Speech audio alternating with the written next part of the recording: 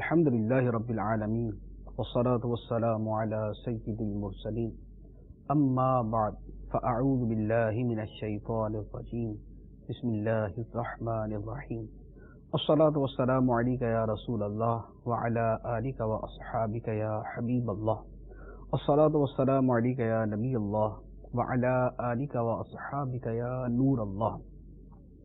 فیضان قرآن کے سلسلے میں حاضر ہیں اور آج سورہ بنی اسرائیل کی متعدد آیات کے بارے میں درس قرآن بیان کیا جائے گا.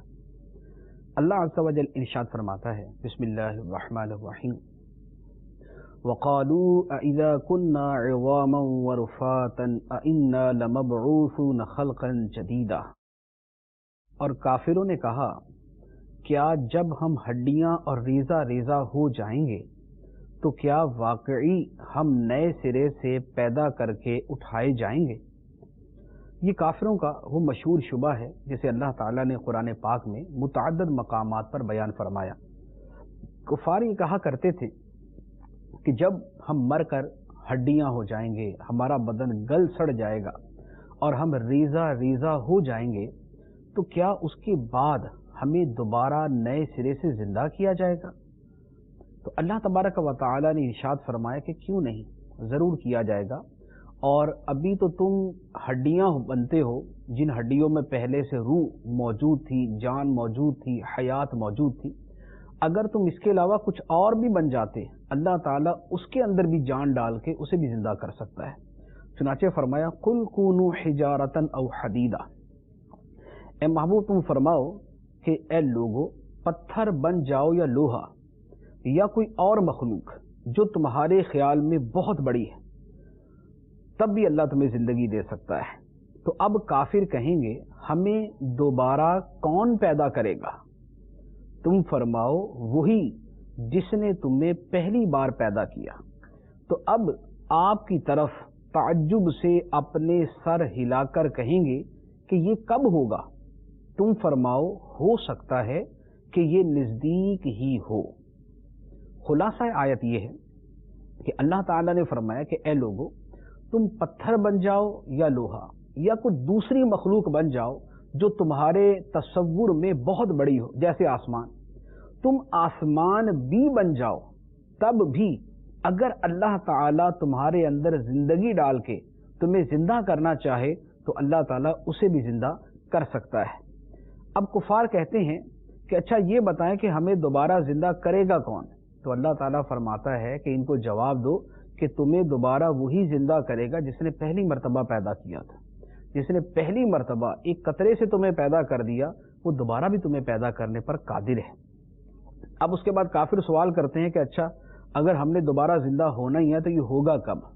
تو فرمایا گیا کہ ان سے کہہ دو کہ ہو سکتا ہے کہ یہ نزدیک ہی ہو، یہ قیامت قریب ہی ہو، کہ تمہیں مرنے کے بعد جو زندہ کیا جانا ہے وہ قریب واقعہ ہی ہو. مراد یہ ہے کہ تمہیں اس سے غرض نہیں ہونی چاہیے کہ قیامت قریب ہے یا دور ہے. غرض اس سے ہونی چاہیے کہ اس قیامت کے لیے تم نے تیاری کیا کی ہے. قیامت آج سے 100 سال کے بعد ہو یا 1000 سال کے بعد یا 10,000 سال کے بعد، بہر صورت بندے کو جب اپنے اعمال کا جواب دینا ہے، اپنے گناہوں پر سزا پانی ہے اور اپنی نیکیوں پر صلہ پانا ہے تو اسے اس سے کیا غرض کہ قیامت ابھی آنے والی ہے یا 1000 سال بعد ہے یا 10,000 سال بعد. اسے تو اپنے اعمال کی فکر کرنی چاہیے اور اپنے کردار کے اوپر غور کرنا چاہیے. اس کے بعد اللہ تعالیٰ قیامت کا منظر بیان فرماتا ہے. ارشاد فرمایا یوم یدعوکم فتستجیبون بحمدہ وتظنون ان لبثتم الا قلیلا. جس دن وہ تمہیں بلائے گا تو تم اس کی حمد کرتے ہوئے جواب دو گے اور تم سمجھو گے کہ تم بہت تھوڑا عرصہ رہے ہو. فرمایا کہ جب قیامت کے دن اللہ تعالیٰ تمہیں بلائے گا کہ آؤ اپنا حساب دینے کے لیے، تو اب مسلمان ہوں یا کافر سب کے سب اللہ کی حمد کرتے ہوئے قبروں سے نکلیں گے. یعنی قیامت کے دن ہر کوئی اللہ کی حمد کر رہا ہوگا، لیکن اس دن کا حمد کرنا کافروں کو نفع نہیں دے گا. اور اللہ تعالیٰ فرماتا ہے کہ جب قیامت کی ہولناکیاں تم دیکھو گے تو تم یہ سمجھو گے کہ دنیا میں تو تم بہت تھوڑا عرصہ ٹھہرے ہو. قیامت کی ہولناکیاں زندگی کی ساری لذتیں اور سارے مزے بھلا دے گی. اور اس کی ایک بڑی واضح سی مثال ہماری دنیا کے اندر بھی موجود ہے کہ مثال کے طور پہ ایک آدمی بڑے اچھے ماحول میں بڑی خوشگوار زندگی گزار رہا ہو، بڑے ٹھنڈے موسم کے اندر رہ رہا ہو، اگر یک قدم وہاں سے وہ فلائی کر کے کسی دوسرے گرم علاقے میں پہنچ جائے تو 5 منٹ کے اندر اندر اس کو ساری خوشحالیاں اور ساری چیزیں بھول جاتی۔ یعنی جب دنیا کے اندر یہ حال ہے کہ ایک آدمی ایک جگہ ٹھنڈے علاقے میں رہتا ہو لیکن وہاں سے صرف 8 گھنٹے یا 4 گھنٹے کی فلائٹ سے دوسرے علاقے میں جائے تو اس کو ٹھنڈ بالکل بھول جاتی ہے، ساری خوشحالی اور ساری سردی بھول جاتی ہے اور گرمی سے بیچارہ واویلا کرنا شروع کر دیتا ہے۔ تو جو قیامت کی ہولناکیاں ہیں، جب قیامت کی ہولناکیاں دیکھیں گے تو دنیا میں خواہ کسی نے اچھی زندگی گزاری یا بری زندگی گزاری، خوشحالی کی زندگی گزاری یا اس نے تنگ دستی کی زندگی گزاری، وہ سب کی سب بھول جائے گا اور وہ یہ سمجھے گا کہ دنیا میں تو بہت تھوڑا عرصہ قیام ہوا اور اب ہمارا قیام جو اصل شروع ہو رہا ہے وہ اب قیامت کے دن سے شروع ہو رہا ہے۔ اس کے بعد اللہ تعالیٰ نے نرمی سے بات کرنے کا حکم دیا، حتیٰ کہ کافروں کے ساتھ بھی اگر بحث کی جائے تو اس کے اندر لب و لہجہ نرم ہونا چاہیے، سخت انداز کے اندر گفتگو نہیں کرنی چاہیے۔ لیکن اس کا تعلق موقع محل کے ساتھ ہے، یعنی جب تبلیغ دین کا موقع ہے تو وہاں پر شدت اور سختی نہیں ہونی چاہیے بلکہ وہاں پر نرمی کے ساتھ گفتگو کرنی چاہیے۔ ایسا جملہ نہ بولا جائے، ایسی بات نہ کی جائے کہ جو دونوں کے درمیان لڑائی بھڑکانے کا ذریعہ بن جائے۔ ہاں، جہاں سختی کا مقام ہے وہاں پر اسی کا حکم ہے، وہاں پر اسی پہ عمل کیا جائے گا۔ تو اللہ تعالیٰ فرماتا ہے وَقُلْ لِعِبَادِي يَقُولُوا الَّتِي هِيَ أَحْسَنُ إِنَّ الشَّيْطَانَ يَنزَغُ بَيْنَهُمْ إِنَّ الشَّيْطَانَ كَانَ لِلْإِنسَانِ عَدُوًّا مُبِينًا۔ اور اے حبیب، آپ میرے بندوں سے فرما دیں کہ وہ بات کہیں جو سب سے اچھی ہو۔ بے شک شیطان لوگوں کے درمیان فساد ڈال دیتا ہے، بے شک شیطان انسان کا کھلا دشمن ہے۔ تفسیری ترجمہ جو ہے وہ یہ ہے کہ اللہ تعالیٰ نے فرمایا کہ اے محبوب علیہ السلام، آپ میرے بندوں سے فرما دیں کہ وہ کافروں سے بھی وہ بات کہیں جو سب سے اچھی ہو، انہیں بھی نرمی سے کہیں، سخت الفاظ استعمال نہ کریں۔ کیوں؟ اس لیے کہ شیطان سخت باتوں کے ذریعے آپس میں دشمنی کروا دیتا ہے، آپس میں فساد ڈلوا دیتا ہے۔ کافر کے ساتھ جو اللہ کی خاطر بغض ہونا چاہیے وہ اپنی جگہ موجود، لیکن جب تبلیغ دین کرنی ہے تو اس وقت کا جو لب و لہجہ ہے وہ کچھ اور تقاضے کرتا ہے۔ کسی پر شدت اور سختی کر کے ہم اسے اپنی بات نہیں منوا سکتے، تو جب زبانی تبلیغ دین کی جا رہی ہو تو اس وقت لب و لہجہ اور گفتگو جو ہے وہ ایسی ہونی چاہیے کہ سامنے والا اسے قبول کرنے کی طرف آئے۔ اگر اس وقت سخت الفاظ استعمال کیے تو نتیجہ یہ ہوگا کہ شیطان درمیان میں فساد ڈلوا دے گا۔ اور جب یہ کافروں کے بارے میں حکم ہے تو اس سے سمجھ جانا چاہیے کہ مسلمان کے ساتھ رویہ کیسا ہونا چاہیے۔ جو لوگ ایک دوسرے کو سمجھاتے ہیں، والدین اپنی اولاد کو سمجھاتے ہیں، تو اکثر و بیشتر یہی ہونا چاہیے کہ نرم انداز ہو اور نرمی کے ساتھ سمجھایا جائے۔ اس کے بعد اللہ تعالیٰ فرماتا ہے تمہارا رب تمہیں خوب جانتا ہے، وہ اگر چاہے تو تم پہ رحم کرے یا اگر چاہے تو تمہیں عذاب دے۔ اور ہم نے اے حبیب آپ کو ان پر نگہبان بنا کر نہیں بھیجا۔ عذاب دینا، رحم کرنا یہ اللہ کا کام۔ اور اللہ تعالیٰ نے نبی کریم علیہ الصلوۃ والسلام کو بھی فرمایا کہ ہم نے آپ کو تبلیغ کرنے کے لیے بھیجا ہے، آپ اللہ کا پیغام انہیں پہنچا دیں، اللہ کا پیغام انہیں سنا دیں۔ آپ کو ان پر نگہبان نہیں بنایا کہ ان کو منوا کر ہی چھوڑنا ہے، منوا کر چھوڑنے کی ذمہ داری اللہ تعالیٰ نے کسی پر لازم نہیں کی، بلکہ صرف پیغام پہنچانے کی ذمہ داری اللہ تعالیٰ نے مفوض کی ہے، تفویض کی ہے۔ اس کے بعد اللہ تعالیٰ فرماتا ہے وَرَبُّكَ أَعْلَمُ بِمَنْ فِي السَّمَاوَاتِ وَالْأَرْضِ وَلَقَدْ فَضَّلْنَا بَعْضَ النَّبِيِّينَ عَلَى بَعْضٍ وَآتَيْنَا دَاوُودَ زَبُورًا۔ اور تمہارا رب خوب جانتا ہے جو کوئی آسمانوں اور زمینوں میں ہیں، اور بے شک ہم نے نبیوں میں ایک کو دوسرے پر فضیلت عطا فرمائی، اور ہم نے داؤد کو زبور عطا فرمائی۔ علم الہی کا بیان اور شان انبیاء کا بیان ہے۔ علم الہی کا بیان کہ اللہ تعالیٰ ہر فرد کو جانتا ہے جو آسمانوں میں جو زمینوں، فرشتے ہیں یا جنات ہیں یا انسان ہیں، آسمانوں میں فرشتے اور زمین کے اوپر جنات اور انسان، اور اس کے علاوہ بھی بقیہ مخلوقات، اللہ تعالیٰ سب کو جانتا ہے۔ اور فرمایا کہ نبیوں میں ہم نے بعض کو بعض پر فضیلت عطا فرمائی، یعنی نبیوں کے اندر مرتبے کے اعتبار سے فرق ہے، نفس نبوت میں سب برابر ہیں کہ اللہ تعالیٰ نے سب کو نبی بنایا، اس بات میں سب برابر ہیں۔ और ईमान हम उन पर लाएंगे, इसमें भी बराबर है कि सब नबियों की नबूवत पर बराबर दर्जे का ईमान है। फिर आगे नबियों में मर्तबों का फर्क है कि कौन अल्लाह के कितना करीब है, किसको अल्लाह की रिजा ज्यादा हासिल है, किसको अल्लाह का कुर्ब ज्यादा हासिल है, उसके एतबार से फर्क है। और उस एतबार से हमारे आका ओ मौला सल्लल्लाहु ताला अलैहि व आलिहि वसल्लम तमाम नबियों में, तमाम रसूलों में सबसे अफजल, सबसे बेहतर, सबसे आला और सबसे औला है। और उसके बाद फरमाया कि दाऊद अलैहिस्सलाम को हमने ज़बूर अता की। दाऊद अलैहिस्सलाम की एक जुदा गाना यहाँ पर फजीलत बयान की कि अल्लाह ताला ने उन्हें ज़बूर अता फरमाई। तो जैसे दाऊद अलैहिस्सलाम को ज़बूर अता की गई और इसे दूसरे लोग मानते हैं, तो इसी पर यह भी मानो कि अल्लाह ताला ने अपने आखिरी नबी सल्लल्लाहु अलैहि वसल्लम को कुरान अता फरमाया। इसके बाद अल्लाह ताला ने शिर्क का रद्द किया कि बुत कोई मुसीबत दूर नहीं कर सकते। इरशाद फरमाया कुल उद्दुल्लज़ीना ज़अमतुम मिन दूनिही फला यमलिकून कश्फ़ दुर्रि अन्कुम वला तहवीला। ए हबीब तुम फरमाओ, ए काफिरो, उन्हें पुकारो जिन्हें तुम अल्लाह के सिवा खुदा गुमान करते हो, तो वो तुमसे तकलीफ हटाने का इख्तियार नहीं रखते और ना उसे फेर देने का। जिन बुतों को ए काफिरो तुम पुकारते हो, वो बुत ना तो तुमसे तकलीफ दूर कर सकते हैं और ना तुमसे वो तकलीफ हटा सकते हैं। तो वो बेबस और लाचार बुत जो हैं वो खुदा के बराबर नहीं हो सकते। अब उसके बाद कुफार दो तरह की चीज़ों की इबादत करते थे। एक तो बुतों की इबादत करते थे या मज़ाहिर कुदरत की, यानी जैसे सूरज है या सितारे हैं या और चीज़ों की इबादत करते थे। जैसे मिसाल के तौर पे ईसाई हज़रत ईसा अलैहिस्सलाम को खुदा समझते थे, या अहले अरब के अंदर कुछ लोग ऐसे थे कि जो फरिश्तों को माअज़ल्लाह अल्लाह की बेटियां करार देते थे।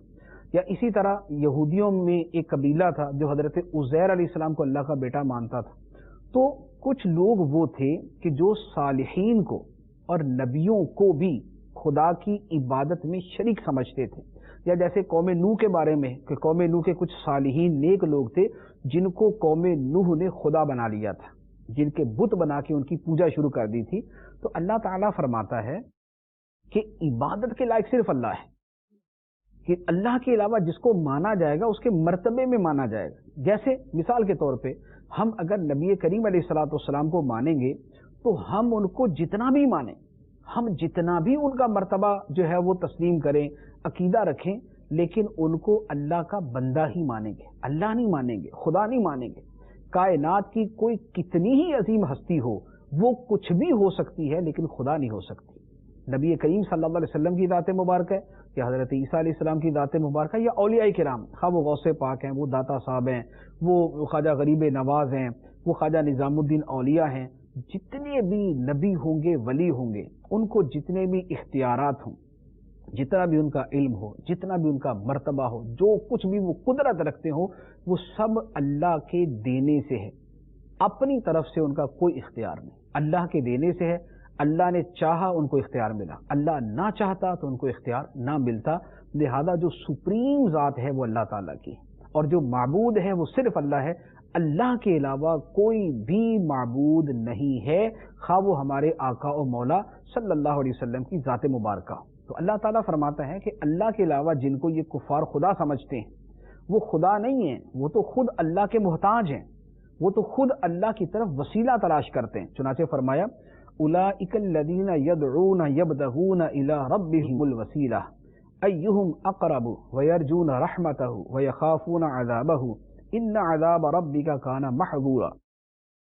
वो मकबूल बंदे जिनकी ये काफिर इबादत करते हैं, वो खुद अपने रब की तरफ वसीला तलाश करते हैं कि उनमें कौन ज्यादा मुकर्रब है। ये नेक लोग अल्लाह की रहमत की उम्मीद रखते हैं और उसके अजाब से डरते हैं। बेशक तुम्हारे रब का अजाब डरने की चीज है। फरमाया कुफार जिन नेक बंदों को खुदा समझते हैं, वो नेक बंदे तो खुद अल्लाह की तरफ वसीला तलाश करते हैं। वो खुद देखते हैं कि उनसे ज्यादा मुकर्रब कौन है, यानी औलिया देखते हैं कि यार नबियों का मर्तबा ज्यादा है तो नबियों को वसीला बनाएं। नबी जो है वो देखते हैं कि हमें कौन ज्यादा अल्लाह के करीब है, हम उसको वसीला बनाएं। तो औलिया हैं या अंबिया हैं, सब अपने से बड़ी जात को अल्लाह की बारगाह में वसीला बना के पेश करते हैं। और ये सब नबी हों या वली हों, اللہ کی رحمت کے امیدوار ہیں اور اللہ کے عذاب سے ڈرتے ہیں، تو جو دوسرے کی رحمت کا امیدوار ہو اور دوسرے کے عذاب سے ڈرتا ہو وہ خدا نہیں ہو سکتا، کیونکہ خدا کا تو سب کچھ ذاتی ہے۔ خدا کو نہ کسی سے کسی رحمت کی امید، نہ خدا کو کسی سے کسی شے کا ڈر۔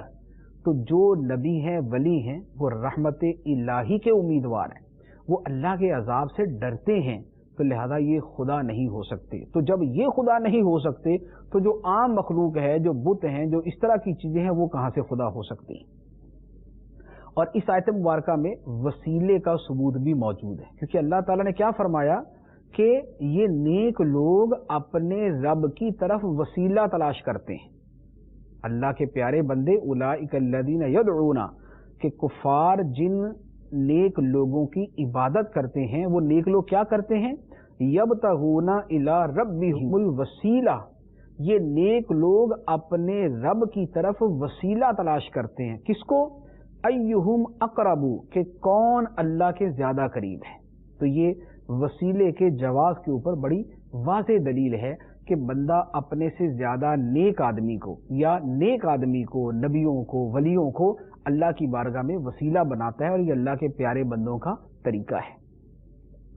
اس کے بعد اللہ تعالیٰ نے ارشاد فرمایا کہ کفار کے جو عذاب کی صورت ہے، یا تو دنیا میں یا آخرت میں، اس کو فرمایا وَإِن مِّن قَرْيَةٍ إِلَّا نَحْنُ مُهْلِكُوهَا قَبْلَ يَوْمِ الْقِيَامَةِ أَوْ مُعَذِّبُوهَا عَذَابًا شَدِيدًا كَانَ ذَلِكَ فِي الْكِتَابِ مَسْطُورًا، اور کوئی بستی نہیں مگر یہ کہ ہم اسے روز قیامت سے پہلے ختم کر دیں گے یا اسے سخت عذاب دیں گے، یہ کتاب میں لکھا ہوا ہے۔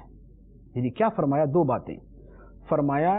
اس کے یہاں پر دو، اصل میں اس کی تفسیریں دو ہیں اس آیت مبارکہ کی۔ ایک تفسیر تو یہ ہے، فرمایا کہ دنیا میں کوئی بھی جو بستی ہے، اگر وہ فرما بردار ہے تو قیامت سے پہلے اچھی موت کے ساتھ اسے ختم کر دیا جائے گا، اور اگر وہ گناہگار ہے تو اسے سخت عذاب دیا جائے گا۔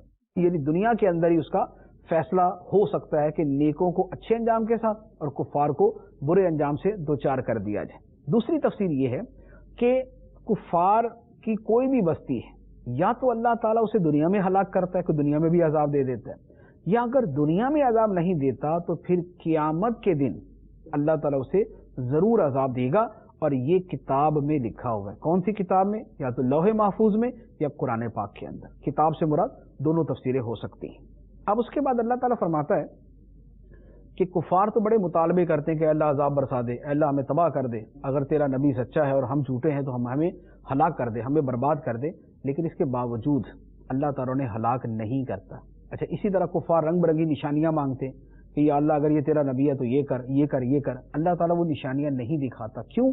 اللہ تعالیٰ نے اس کی حکمت بیان فرمائی، فرمایا اور ہمیں نشانیاں بھیجنے سے صرف اس چیز نے باز رکھا ہے کہ ان نشانیوں کو پہلے لوگوں نے جھٹلایا۔